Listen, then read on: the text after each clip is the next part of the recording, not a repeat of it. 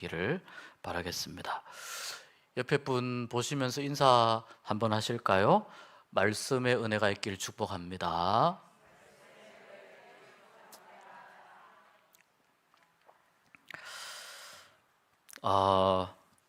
우리가 이제 그 철학을 자주 접할 기회는 없지만 철학을 공부하지 않은 사람도 우리가 아주 익숙한 문장이 하나 있습니다.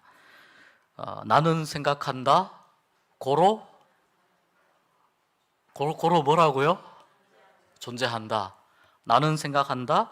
고로 존재한다. 그러므로 존재한다. 누가 한 말일까요? 제가 한 이야기는 아닙니다. 누가 한 말일까요?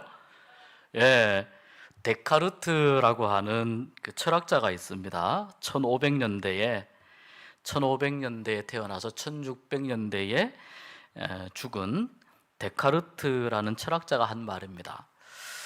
데카르트를 보통 근대 철학 또는 현대 철학의 아버지라고 이야기합니다. 그만큼 철학의 방법을 바꿔놓은 굉장한 사람입니다. 데카르트가 어디에서 공부를 했냐면은 예수의 신학교에서 공부를 했어요. 물론 이제 중세가 끝날 때쯤이니까 이 유럽은 굉장히 대학교와 그 기독교가 굉장히 밀접하게 연결이 돼 있죠. 근데 예수의 신학교에서 뭘 공부했냐면은 수학과 논리학과 철학을 공부했습니다. 수학과 논리학과 철학. 근데 철학의 특징은 뭐냐면은 계속 질문하는 겁니다. 질문을 하고 또 의문을 가지고 또 철학적이다 또는 이렇게 이야기하면은 그 내용 안에 계속해서 무언가 논쟁거리를 가지고 이야기한다, 이런 이제 의미가 있는데, 철학이 그런 특징이 있는 반면에 본인이 공부했던 수학은 굉장히 정확합니다. 수학은 정확하죠. 2 더하기 2는 4죠. 정확합니다.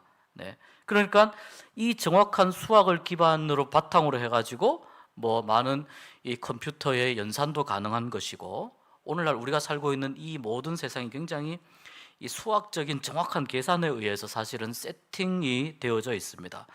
철학은 굉장히 모호하다는 느낌을 받았고 수학은 굉장히 명료하다는 느낌을 받아서 데카르트는 이렇게 확실하고 정확한 걸 좋아했어요. 확실하고 정확한 걸.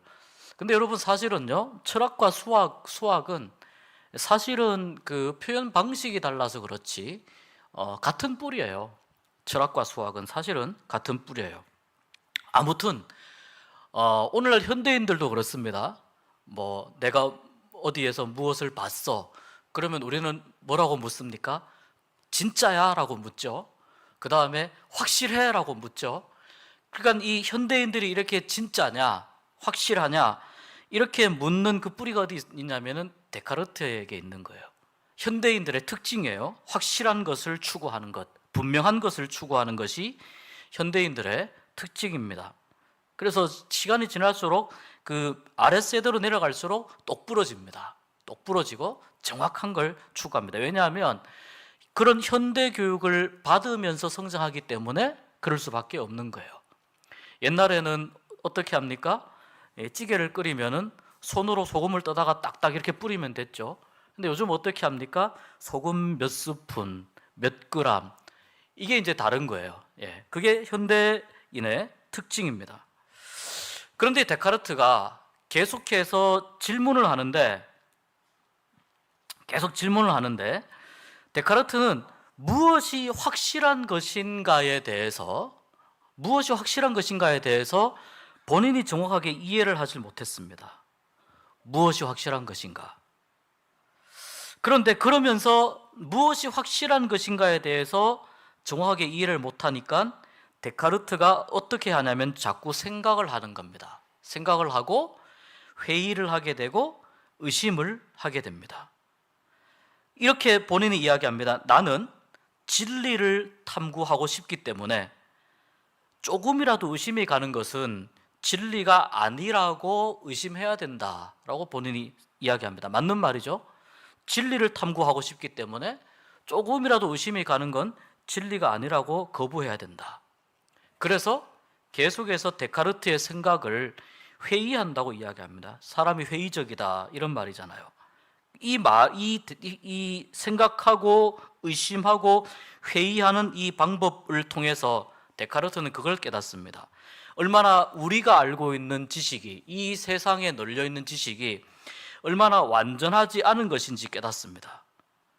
우리 눈에 지금 분명하다고 보이는 것도 다른 관점에서 보면 시간이 지나면 얼마나 그것이 불완전한 것인지, 불확실한 것인지 그것을 깨닫습니다. 그래서 이렇게 이야기합니다. 내가 예전에는 진짜라고 믿었는데, 참이라고 믿었는데 시간이 지나서 보니까 거기에도 참이 아닐 가능성이 있다. 이 사실을 내가 고백하지 않을 수 없다. 고백할 수밖에 없다. 그런데 그러면서 데카르트가 중요한 사실을 하나 깨닫습니다. 뭘 깨닫냐면 자기 자신을 돌아보니까 끊임없이 질문하고 의심하고 회의하고 생각하는 거예요. 자기 자신이 그러고 있어요. 끊임없이 질문하고 회의하고, 이것은 진짜일까? 이것은 무엇일까? 이것은 참일까? 내가 알고 있는 것이 정말일까? 계속 질문하는 자기 자신을 발견을 해요. 그러면서 이 명제를 데카르트가 떠올리게 되는 겁니다. 아, 내가 지금 뭘 하고 있지? 내가 지금 생각하고 있구나. 내가 지금 의심하고 있구나. 내가 지금 회의하고 있구나. 그런데 내가 의심하고 있고 생각하고 있고 내가 지금 질문하고 있는 나 자신이 존재하고 있구나라는 것을 깨닫게 돼요. 그러면서 하는 이야기가 나는 생각한다. 그러므로 나는 존재한다.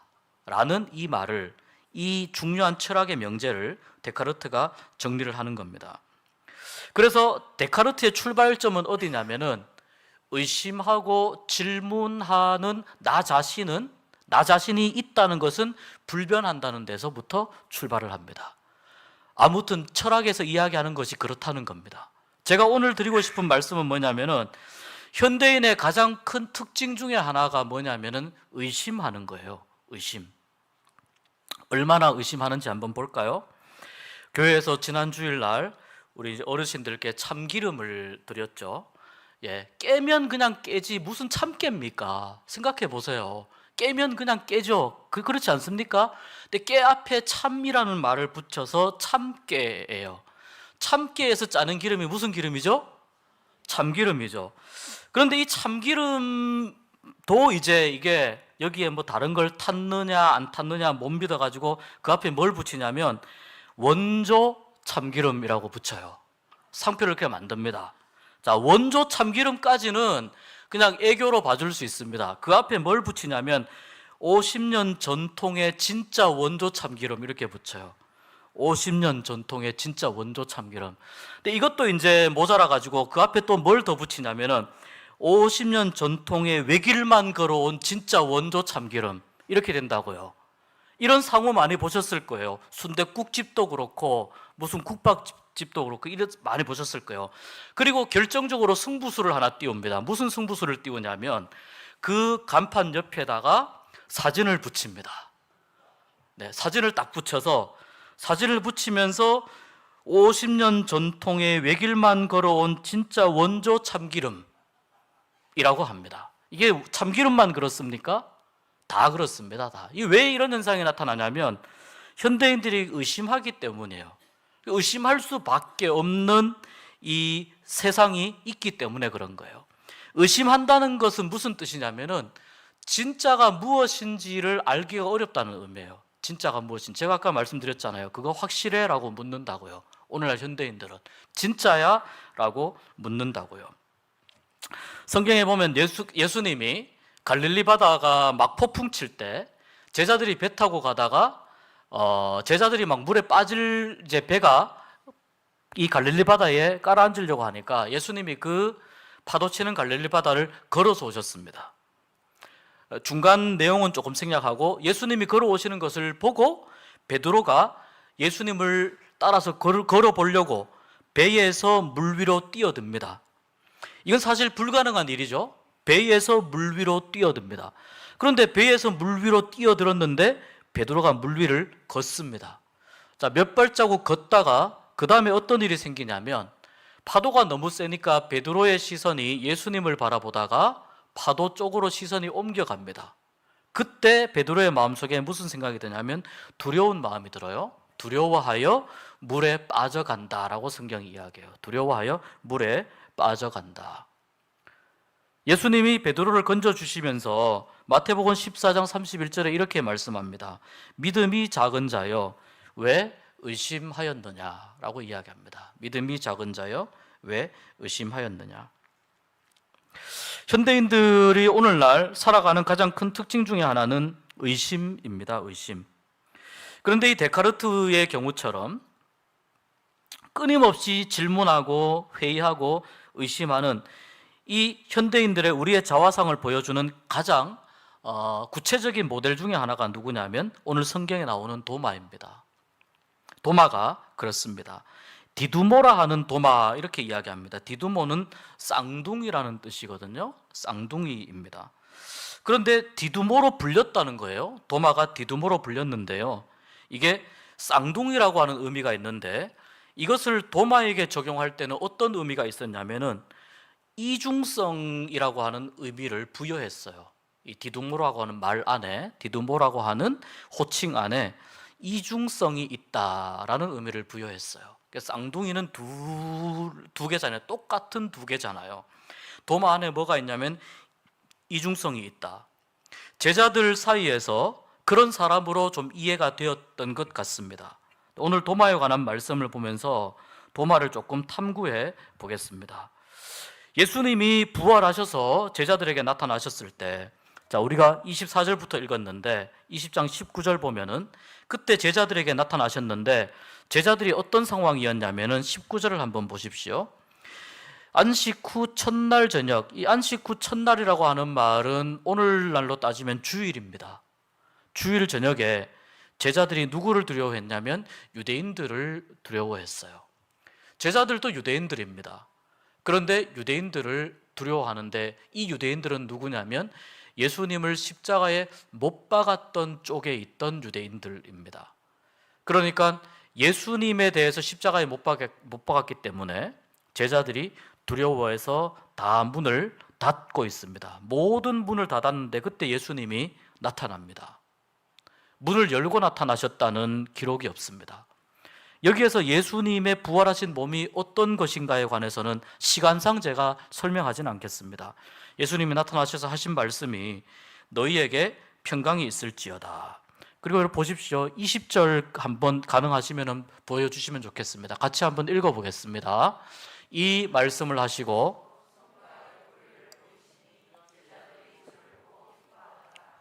이 20장 20절에 보면 이 말씀을 너희에게 평강이 있을지어다 하시고 손과 옆구리를 보여주셨어요. 손과 옆구리를 왜 보여주셨냐면 손에 못자국이 있죠. 옆구리에 창자국이 있죠. 예수님이라고 하는 증거를 제자들에게 보여준 거예요. 우리는 흔히 도마를 생각할 때 예수님의 손과 옆구리에 있는 못자국과 창자국을 만져보아야만 내가 믿겠다라고 해서 흔히 의심 많은 도마라고 이해를 합니다. 그런데 예수님은 이미 제자들에게 나타나셔서 도마가 없을 때 제자들에게 나타나셔서 손과 옆구리의 못자국과 창자국을 보여주셨습니다. 무슨 말이냐면 내가 예수라고 하는 증거를 보여주셨어요. 그냥 예수님이 나타나신 게 아니고 내가 예수라고 하는 증거를 보여주셨습니다. 제자들이 그것을 보고 너무너무 기뻐했습니다. 그리고 얼마 지나서 마침 이제 도마와 12 제자들이 같이 있을 때, 함께 있을 때에 제자들이 도마에게 이렇게 이야기합니다. 우리가 예수님 만났어 이야기합니다. 우리가 예수님 만났어. 도마의 반응은 뭡니까? 확실해? 그거 진짜야? 이게 도마의 반응이죠. 그 반응이 지금 25절에 나와 있는 이 내용입니다. 한번 읽어볼까요? 다른 제자들이 그에게 이르되 우리가 주를 보았노라 하니 도마가 이르되 내가 그의 손에 못자국을 보며 내 손가락을 그 못자국에 넣으며 내 손을 그 옆구리에 넣어보지 않고는 믿지 아니하겠노라 하니라. 이 도마의 반응입니다. 진짜야? 확실해? 하면서 내가 예수님의 이렇게 그 흔적 가운데에 만져보지 않고는 믿지 않겠다. 이 두 가지 의미가 있습니다. 하나는 예수님의 부활에 대한 의구심입니다. 여러분, 예수님의 부활을 믿지 않았던 것은 도마만 믿지 않았던 것이 아닙니다. 당시에 모든 제자들이 다 그렇게 믿지 않았습니다. 처음에 이야기를 들었을 때. 그 다음에 예수님의 손과 옆구리에 못자국을 만져봐야 되겠다라고 하는 이 말은 다른 제자들이 다 보았는데 도마가 지금 못 본 거잖아요.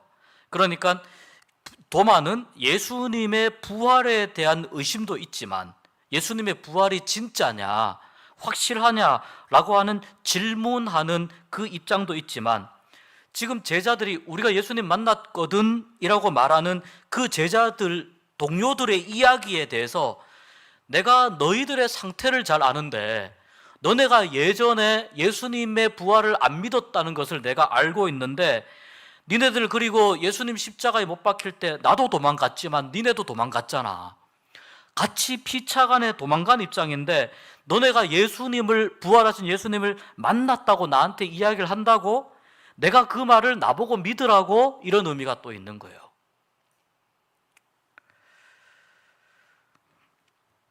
도마가 이런 입장을 취하는 이유가 있어요. 요한복음 조금 앞쪽으로 거슬러 올라가면 예수님의 친구였던 나사로가 병을 앓다가 나사로가 죽습니다. 나사로가 죽고 나서 예수님이 나사로를 살리러 가자라고 이야기할 때 그때 도마가 다른 제자들에게 뭐라고 이야기하냐면 요한복음 11장 16절입니다. 우리도 주와 함께 죽으러 가자고 이야기합니다. 우리도 주와 함께 죽으러 가자. 예수님은 나사로를 살리러 가려고 하시는 거거든요. 그런데 우리도 주와 함께 죽으러 가자고 이야기합니다. 나사로의 가족이 살던 동네가 어디냐면 베다니입니다. 예루살렘에서 굉장히 가까운 마을입니다. 그런데 이미 이때 왜 도마가 이 이야기를 했냐면 이미 이때 유대인들 사이에서 예수님에 대한 반감이 굉장히 많이 생겨나고 있었습니다. 유대인들 사이에서. 그래서 어떤 유대인들은, 특히 예루살렘 중심에 있는 유대인들은 이미 예수님을 죽이기 위해서 이미 여러 가지 다양한 모의들을 하고 있었습니다. 여러 다양한 방법들을 사용하고 있었습니다. 그것을 도마가 알고 있었던 겁니다. 그러니까 예수님이 나사로를 살리는 건 좋은데 베다니에 가는 거는 어떤 위험이 있냐면 예수님이 죽으실 수도 있는 위험한 장소에 가는 겁니다. 그래서 도마가 거기 가면 나사로를 살릴 수는 있어도 목적은 나사로를 살리는 것이지만 예수님이 죽을 수도 있는 위험한 장소였기 때문에 도마가 그렇게 이야기한 겁니다. 우리도 주와 함께 죽으러 가자.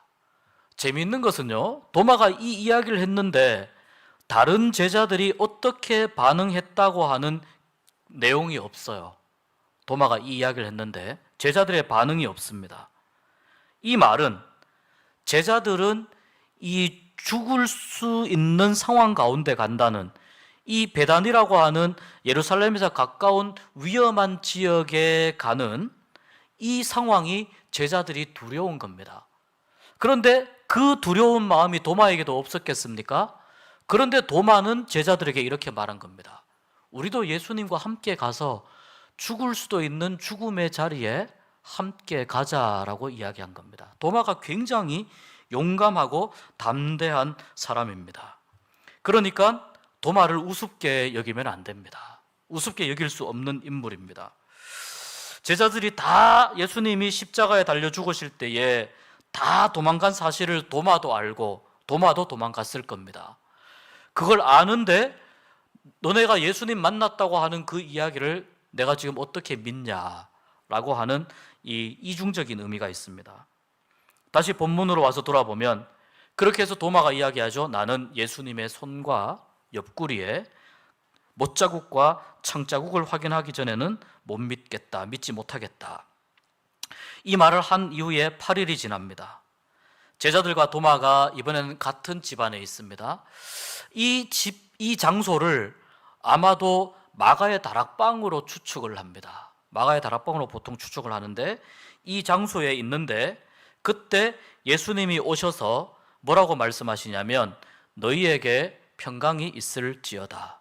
19절에 하신 말씀과 똑같은 인사를 하세요. 너희에게 평강이 있을지어다. 혹시 제자들이 그 열흘 8일 전에 만났던 제자들이, 예수님을 만난 제자들이 예수님이 아니라고 생각할까 봐 예수님이 의도적으로 똑같은 인사를 하신 것 같은 느낌입니다. 의도적으로. 그리고 도마에게 말씀합니다. 너의 손가락을 내 손에 넣어봐라.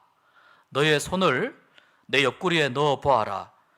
그리하여 믿음 없는 자가 되지 말고 믿는 자가 되라. 이렇게 말씀합니다. 이 이야기는 도마가 한 이야기인데 도마가 이 이야기를 예수님께 한 것이 아니죠. 같은 동료 제자들에게 이 이야기를 했죠. 그리고 8일이 지났죠. 그런데 마치 예수님이 도마가 그 이야기 한 거를 그대로 들으신 것처럼 지금 도마에게 이야기를 하고 있어요. 그대로 들으신 것처럼. 8일 전에 도마가 한 말을 그대로 들으신 것처럼. 도마가 어떻게 반응합니까? 예수님을 만지지 않습니다. 자, 이게 중요합니다. 예수님을 만지지 않습니다. 그리고 나의 주님이시여 나의 하나님이라고 고백을 합니다. 예수님이 살아계실 때에 제자들 중에 예수님께 했던 신앙 고백 중에 우리는 베드로가 했던 신앙 고백을 알고 있습니다. 주는 그리스도시요 살아계신 하나님의 아들입니다 라는 고백을 알고 있습니다. 예수님이 부활하신 이후에 제자가 한 고백 중에서는 가장 의미 있는 고백이 아닌가라는 생각이 들어요. 예수님이 부활하신 이후에 나의 주님이시요 나의 하나님이시니이다. 나의 주님이라고 하는 말은 무슨 뜻이냐면 나에 대한 주님의 주권을 인정합니다. 내가 나의 주인이 아니고 주님이 나의 주인입니다. 그런 뜻이고요. 나의 하나님입니다. 이 말은 예수님이 단순히 메시아가 아닙니다. 베드로는 살아계신 하나님의 아들이십니다라고 고백했거든요. 예수님이 그 고백도 받았어요. 성자 하나님이시라고 하는 고백도 받았고, 도마는 하나님의 아들입니다라고 고백하지 않고 하나님입니다라고 고백을 해요. 왜? 하나님 밖에는 죽음을 극복할 수 있는 분이 없기 때문에 그런 거거든요. 그래서 도마는 정말 살아나신 예수님이시구나, 예수님이 살아나셨으니까, 죽음을 이긴 분이니까 예수님이 하나님이 맞구나, 그래서 이 고백을 합니다. 하나님이십니다. 메시아 차원이 아니라 하나님이십니다. 사람들이 예수님께 요한복음에 이렇게 이야기했습니다. 하나님을 보여달라고 이야기할 때 예수님이 하신 말씀이 있어요. 나를 본 자는 아버지를 보았다라고 말씀한 적이 있습니다. 그리고 예수님께서 내가 길이요 진리요 생명이라고 말씀했습니다. 길이요 진리요 생명이기 때문에 나로 말미암지 않고는 아버지께로 올 자가 없다고 말씀하셨어요. 그런데 예수님이 길이요 진리요 생명이라고 말씀하신 이 말씀에는 누가 한 질문에 대한 대답입니다. 이 말씀이 누가 질문을 했냐면은 도마가 이런 질문을 했습니다. 주여, 주께서 어디로 가시는지 우리가 알지 못하거늘 그 길을 어찌 알겠습니까? 이 말에 대해, 도마의 이 질문에 대해서 예수님이 하신 대답이 내가 길이요 진리요 생명이니 나로 말미암지 않고는 아버지께로 올 자가 없다. 첫 번째, 도마가 질문한 게 뭡니까? 주여, 주께서 어디로 가시는지. 아버지께로 간다고 하는 말이 안에 있잖아요. 예수님의 말씀 가운데 아버지께로 가는 것. 두 번째, 그 길을 어떻게 알겠습니까? 그래서 예수님이 하신 말씀이 내가 길이요 진리요 생명이라고 말씀하신 거예요. 도마의 질문에 예수님이 대답하신 겁니다. 그러니까 도마가 이 질문을 했다는 것은 도마가 어떤 사람인가 하는 것을 잘 보여줍니다. 도마는 정말 의심하고 회의하고 질문하는 사람입니다. 진리를 추구하는 사람이고 또 끊임없이 질문하고 믿음의 실증적인 믿음의 길이 무엇인지 이것을 계속해서 도마가 찾는 오늘날 현대인들과 같은 그런 특징을 가진 사람이라는 것을 보여줍니다.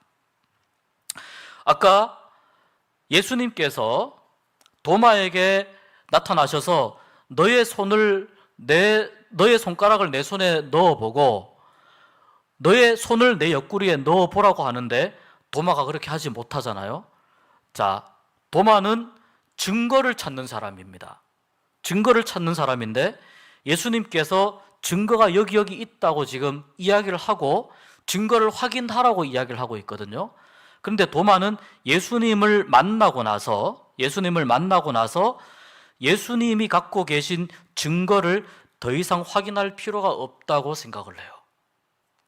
나중에 살펴보겠지만 예수님을 만나고 나서는 이분이 정말 예수님인지 예수님이 아닌지, 참인지 진짜인지 원조인지 50년 외길 인생인지 그것을 확인할 필요가 없다는 뜻입니다. 무슨 말이냐면 믿음의 근거는 예수님을 만나는 것으로 충분하다는 겁니다. 도마는 예수님의 변화된 부활한 육신을 만지지 않았습니다. 성경에 보면은 예수님의 부활을 의심하는 사람들이 굉장히 많이 나옵니다. 도마의 의심에 대해서는 말씀드렸지만 누가복음 24장에도 보면은 부활의 소식을 접한 사도들도 예수님의 부활을 믿지 않습니다. 마태복음 28장 17절에도 보면은 이렇게 말씀합니다. 마태복음 28장 17절은 예수님이 승천하기 직전입니다. 그런데 예수님이 승천하기 전에 그때까지도 저기 말씀이 나오네요. 예수를 배엎고 경배하나 아직도 의심하는 사람들이 있더라. 예수님을 만나고서도 예수님을 의심하는 사람들이 있었습니다. 유대인들 중에는 또 대제사장들 같은 경우는 예수님의 부활을 덮기 위해서 돈을 사용해가지고 군인들을 매수해서 예수님이 부활하지 않았다고 소문을 내라. 예수님의 시신을 제자들이 훔쳐갔다고 이야기해라. 그렇게 제자들을 매수한 기록도 나옵니다. 뿐만 아니라 당시의 초대교회 때는 많은 잘못된 이단들이 생겨나서 예수님이 육신과 함께 부활한 것이 아니고 그냥 예수님의 영이 죽은 것처럼 보였다가 다시 부활한 것처럼 보이는 것이다 라고 주장하는 이상한 이런 사상들도 있었습니다. 그러나 여러분, 우리가 분명히 기억할 것은 예수님은 온전히 죽으셨다가 다시 부활하신 줄 믿습니다. 이 부활에 대한 믿음이 우리가 있어야 부활의 첫 열매 되신 예수님을 따라서 우리도 그렇게 부활하게 되는 것입니다. 그래서 이 분명한 믿음, 예수님을 따라서 부활한다고 하는 이 믿음을 우리가 가질 수 있어야 되는데 성경을 찾아보면 수많은 사람들이 의심하고 또 의심하고 심지어는 예수님이 부활했다고 하는 이 사실 자체를 아예 은폐하기 위한 조직적인 그런 움직임들도 보였다는 것이죠.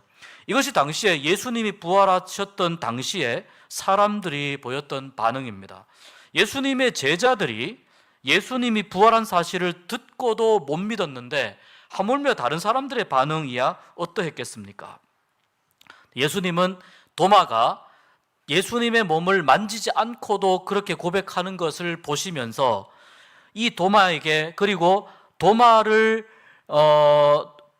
통해서 또는 도마로 상징되어지는 많은 의심하는 예비 그리스도인들에게 29절과 같이 이렇게 말씀합니다. 이 절 우리 한번 읽어보겠습니다. 예수께서 이르시되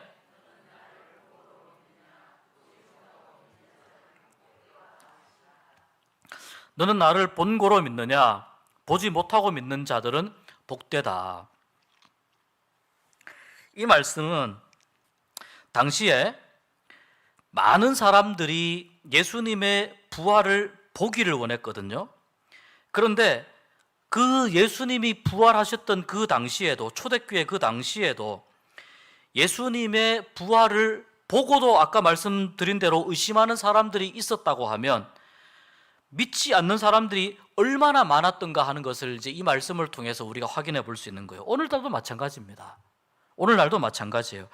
예수님의 부활은 이성적으로 이해하고 설명할 수 있는 내용이 아니라 이것 역시도 믿고 나의 신앙 고백으로 고백해야 되는 내용인 거예요. 그러니까 설명할 수 있는 내용이라기보다는 이러이러한 일이 있었다라고 하는 것을 성경의 증언을 믿음으로 받아들여야 하는 내용이 되는 거죠. 도마들뿐만 아니라 제자들이 예수님이 부활하신 그 모습을 직접 눈으로 보기 전에는 예수님이 다시 살아났다는 것을 확실히 못 믿었는데, 예수님 승천 이후에 태어나서 예수님이 부활하신 몸을 보여주시지 않는 그 시대를 살아가는 수많은 사람들은 그럼 어떻게 믿음을 가지겠느냐라고 하는 것이죠.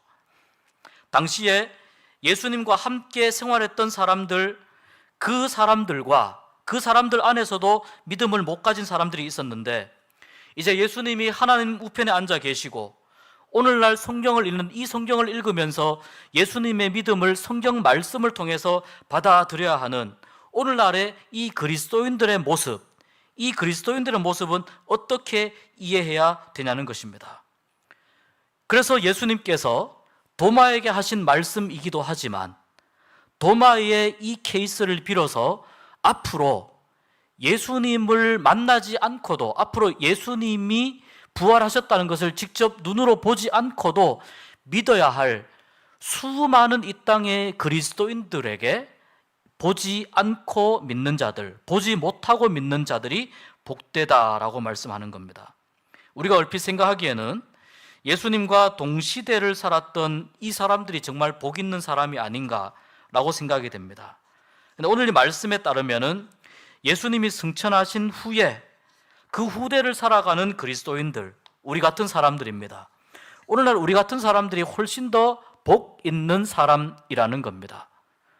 왜 복 있는 사람이냐면은 말씀을 듣고 말씀을 읽고 그 말씀대로 믿는 믿음을 가지기 때문에, 예수님을 직접 만나서 믿는 것보다 말씀을 통해서 듣고 읽고 말씀을 접하고 믿는 믿음이 어떤 믿음이면 더 큰 믿음이기 때문에 그런 거예요.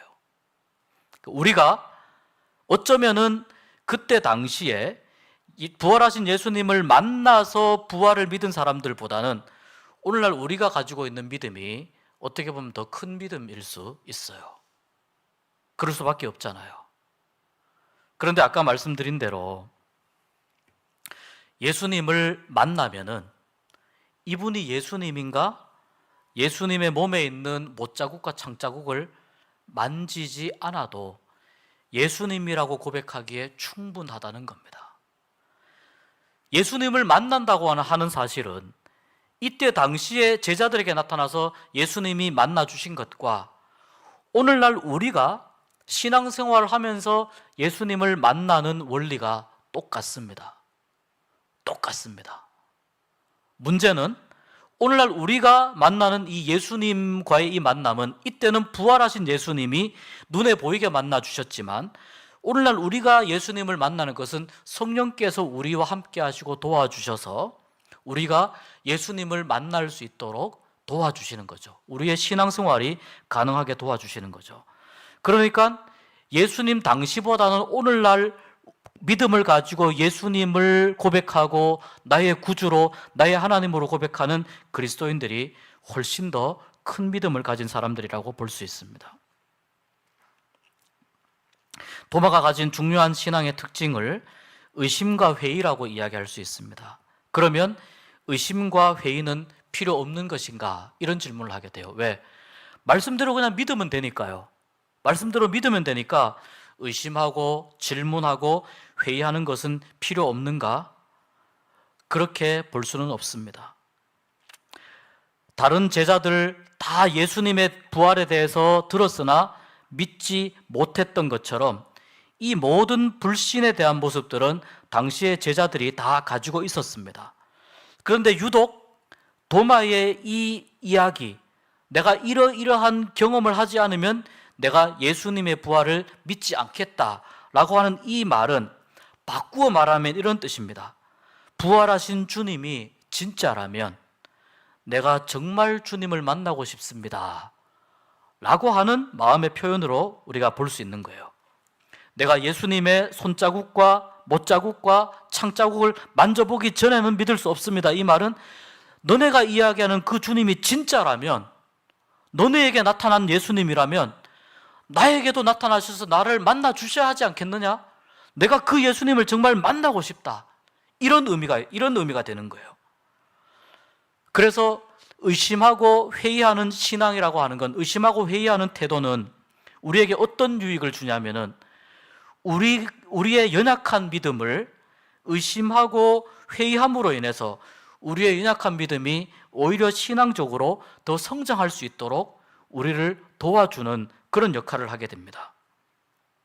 우리가 믿음을 가지고 인도라 하면서 잘못된 믿음을 가지고 잘못된 선택을 하거나 잘못된 길을 갈 때가 있습니다.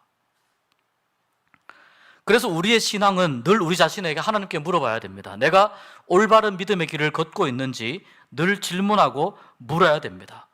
도마의 신앙은, 도마가 여기서 몸부림쳤던 이 이야기는 그런 면에서 자기 자신의 오류를 계속해서 수정해 나가고자 하는 이 믿음을 가지고 싶어 하는 사람의 몸부림이라고 볼 수 있어요.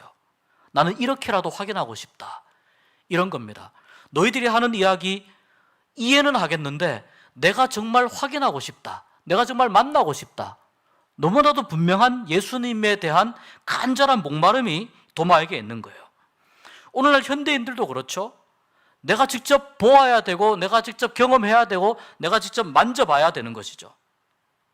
그러니까 내가 걸어가고 있는 이 길이 옳은 길인지 잘못된 길인지 한번 확인해 보기 위해서 뭐가 필요하냐면은 의심이 필요한 거예요. 내가 제대로 된 길을 걸어가고 있는가? 나의 믿음이 괜찮은 믿음인가? 회의론자가 될 필요가 있는 거예요. 신앙적인 의미에서 회의론자가 될 필요가 있는 거예요. 그런 의미에서 의심하고 회의하는 이 태도는 우리의 신앙을, 우리가 가지고 있는 신앙의 오류를 계속해서 바로잡아 갈 수 있도록 하나의 좋은 장치가 될 수 있습니다. 도마가 자기의 신앙의 오류를 바로잡으면서 주님께 이렇게 고백합니다. 나의 주시여 나의 하나님이십니다 라고 고백합니다.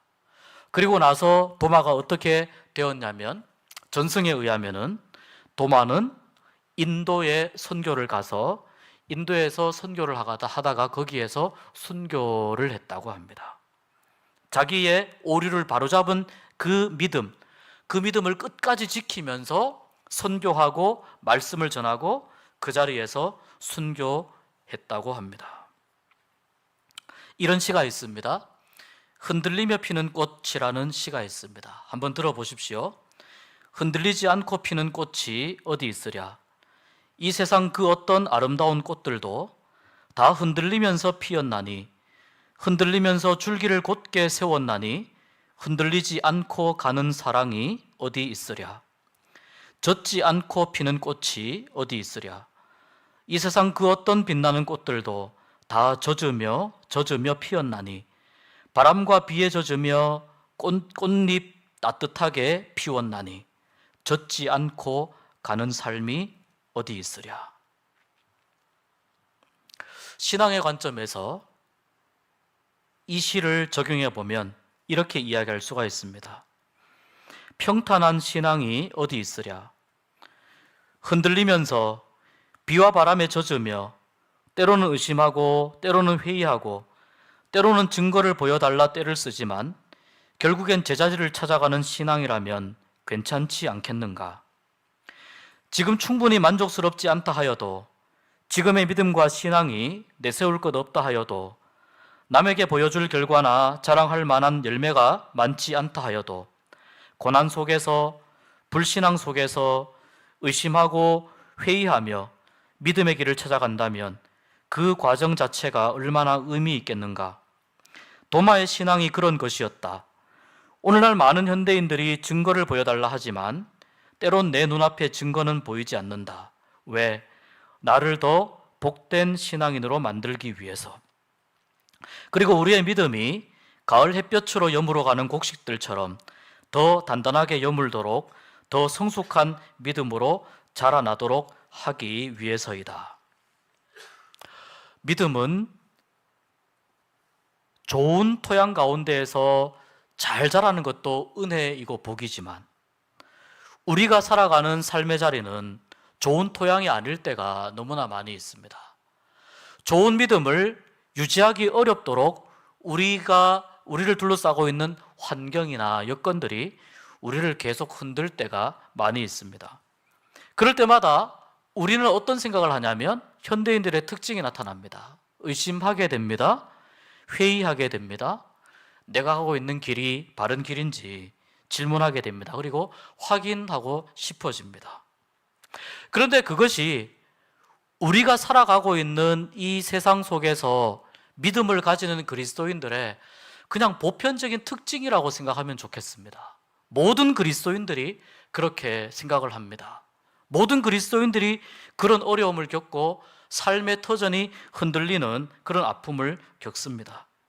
그렇지만 오늘 이 도마의 경우를 통해서 하나님이 우리에게 말씀하고 싶어 하시는 것은 의심하는 것이 문제가 아니라는 겁니다. 의심하는 것은 사람의 본질적인 모습이고 오늘 살아가는 모든 사람들이 겪는 경험이기 때문에 하나님은 의심하는 사람이 잘못되었다고 이야기하지 않습니다. 하나님이 염려하시는 것은 의심이 의심에서 끝날까 봐 염려하시는 거예요. 의심이 의심에서 끝나지 않고 그 안에 하나님 안에 존재하는 나를 발견할 때까지 내가 지금 서 있는 곳이 어디 있는가? 내가 믿음의 길 위에 서 있구나. 내가 지금 하나님 안에 살아가고 있구나. 내가 지금 하나님의 강한 오른손에 붙잡혀서 그럼에도 불구하고 흔들리고 넘어지고 자빠지지만 좌절하지만 실망하지만 하나님의 손이 나를 붙잡고 있구나. 이것을 발견할 때까지 확인할 때까지 하나님은 우리가 의심하고 질문하기를 오히려 원하실 수도 있다는 겁니다. 파도가 세게 치면 어떻게 해야 될까요? 바닷가에 가서 파도가 세게 칠 때 가장 좋은 방법은 파도를 타고 가는 거죠. 파도를 타고 가는 거예요. 서핑을 하는 겁니다. 그 파도 안에 있으면은 물을 즐길 수도 없고 수영을 즐길 수도 없고 또 힘들고 어렵고 숨도 막히고 괴롭지만 그 파도를 타고 가면은 삶을 즐길 수가 있어요. 고난의 파도와 걱정의 파도와 염려의 파도가 계속해서 우리에게 몰아칠 때 우리에게 필요한 것은 뭐냐면은 나를 붙잡고 계시는 하나님을 의지하면서 그 파도 위에 올라타는 거예요. 흔들릴 수 있죠? 의심할 수 있습니다. 때로는 한 발 뒤로 물러갈 수 있습니다. 그렇지만 그 파도 위에 서서 나 혼자 이 파도 위에 서서 타고 가라고 하시는 것이 아니고 나를 붙잡고 계시는 이 세상의 파도 위에서 멋지게 서핑을 즐기라고 나를 붙잡고 계시는 하나님의 그 전능하신 손길을 발견할 수 있도록 발견하도록 발견할 때까지 질문을 하라는 것입니다. 보라고 내가 지금 붙잡고 있지 않느냐고 흔들리지만 붙잡고 있지 않느냐고 그러면 잘 가고 있는 겁니다. 왔다 갔다 하더라도 흔들리지만 하나님이 붙잡고 있는 것을 내가 깨닫게 되면 잘 가고 있는 것입니다. 그것이 신앙의 과정입니다. 오늘날 수많은 도마가 있습니다. 현대인들은 거의 다 도마와 비슷한 그런 질문들을 던집니다. 그러나 수많은 증거를 확인하기 전에 그냥 예수님을 만나는 것만으로 충분하다는 것을 우리가 알았으면 좋겠습니다. 많은 증거가 필요 없어요. 예수님을 만나면 거기에서 모든 의문과 질문들이 다 해결될 줄 믿습니다. 그 경험을 하시기 전까지 하나님의 손에 붙잡혀 있는 나를 발견하기 전까지 질문하십시오. 의심하십시오. 원래 신앙인이라고 하는 것은 그리스도인의 정체성은 질문하는 사람입니다. 질문하시고 하나님께 물으시고 하나님께 때로는 때를 쓰시고 그러면서 하나님이 답을 주실 때까지 기다리시고 이 신앙의 과정을 파도를 타는 것처럼 그렇게 즐기면서 살아가실 수 있는 여러분 되시기를 주의 이름으로 축복합니다. 기도하겠습니다. 같이 좀 기도하길 원합니다. 하나님, 의심하는 나를 부끄럽게 여기지 않게 하여 주시옵소서. 또 때로는 흔들리는 믿음을 가지고 있는